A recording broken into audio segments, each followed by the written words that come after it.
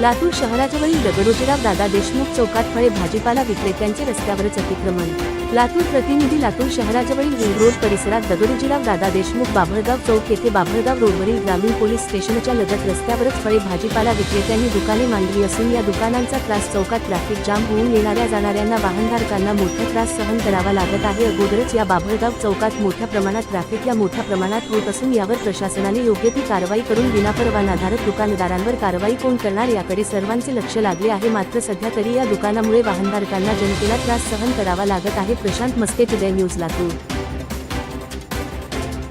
स्वागत आहे, मी प्रशांत मस्के। आपण आलेलो आहोत बाभळगाव चौक येथे। अतिक्रमण फ्रूटच्या गाड्यांचं अतिक्रमण करून त्यांचा उद्योग ताटलेला आहे। इकडे बघू शकता तुम्ही अतिक्रमण आहे आणि ह्या पण साईडला वाहनाला अडथळा होत आहे, नागरिकाला त्रास होत आहे। याचा ग्रामीण पोलीस स्टेशनच्या समोर अतिक्रमण करून आपला उद्योग ताटलेला आहे। ग्रामपंचायतने किंवा आपली महानगरपालिकेने लक्ष घालून हे अतिक्रमण तात्काळ काढण्यात यावं अशी विनंती प्रशासनाकडून कारवाई करण्यात यावी, एवढंच सांगतो मस्के।